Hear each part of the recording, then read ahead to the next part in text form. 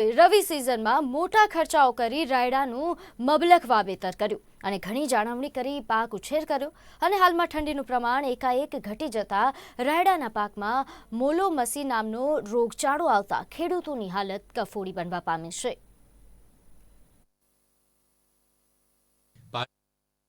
રવિ સિઝનમાં ઘણી આશાઓ સાથે ખેડ ખાતર બિયારણ પાછળ મોટા ખર્ચાઓ કરીને રાયડાનું વાવેતર કર્યું અને ઘણી મુશ્કેલીઓ વેઠીને પાક ઉછેર કર્યો અને હાલ પાક તૈયાર થવાના આરે રહેવા પામ્યો છે। તેવામાં હવે ઠંડીનું પ્રમાણ ઘટતા પાકમાં મોલોમસી નામનો રોગ આવી ગયો છે અને ખેડૂતોના મોઢે આવેલ કોળિયો છીનવાઈ ગયો છે।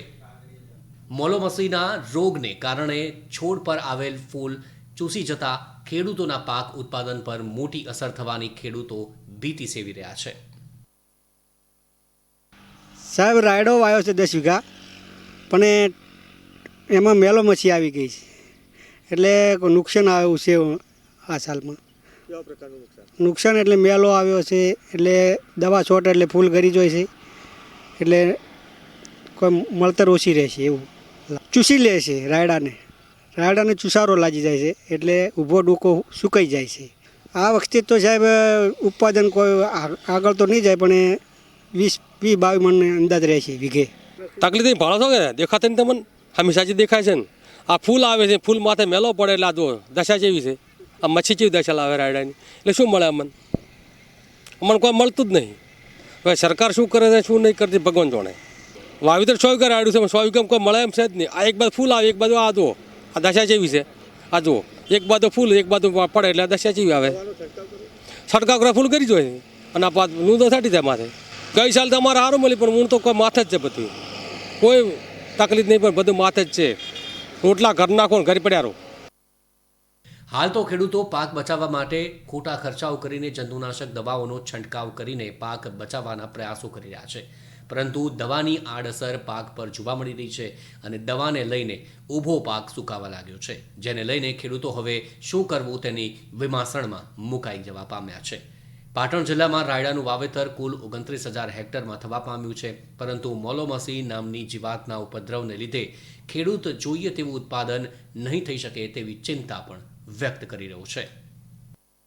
પાટણ જિલ્લામાં ખેડૂતોએ રવિ સિઝનની અંદર રાયડાનું મબલખ વાવેતર કર્યું। ઉત્સાહ અને ઉમંગ સાથે તેઓએ વાવેતર કર્યું અને આખરે તેઓને કહી શકાય કે સારું એવું ઉત્પાદન મેળવશે તેવી આશા સેવી રહ્યા હતા, પરંતુ હવે આ જે આશા છે તેના ઉપર મોલોમસી નામની જે જીવાત છે તેણે પાણી ફેરવી નાખ્યું છે તેમ કહીએ તો નવાઈ નહીં। આપ સીધા જ દ્રશ્યો જોઈ રહ્યા છો કે આ જે રાયડાનું વાવેતર કરેલ ખેતર છે અને ત્યાં આગળ મોલોમસીનો ઉપદ્રવ વધી જવા પામ્યો છે।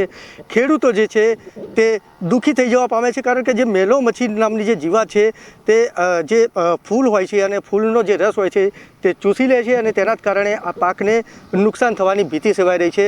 જો ખેડૂત એક તરફ જો દવાનો છંટકાવ કરે છે આ મોલોમસીના ઉપદ્રવને બચવા માટે, તો તેઓનો પાક નમી પડે છે અને નુકસાન થાય છે। બીજી તરફ આ મોલોમસીનો ઉપદ્રવના કારણે નુકસાનીની ભીતિ સેવી રહ્યા છે ખેડૂતો। હાલમાં કહી શકાય કે ગત વર્ષની સરખામણીમાં ચાલુ વર્ષે ખેડૂતો જે છે તેઓને ઉત્પાદન નહીવત મળે અને મોટું નુકસાન વેઠવાનો વારો આવે તેવી શક્યતા સેવી રહ્યા છે। તેને લઈને ખેડૂતો હાલમાં ચિંતિત જોવા મળી રહ્યા છે। નીરવ ચક્રવર્તી, નિર્માણ ન્યૂઝ, પાટણ। આગળ વાત કરીએ ફિલ્મ અભિનેત્રી રવીના ટંડન અને તેમની પુત્રીએ સોમનાથ મહાદેવના દર્શન કર્યા હતા। મહાદેવના અલૌકિક સ્વરૂપના દર્શન કરીને ધન્યતા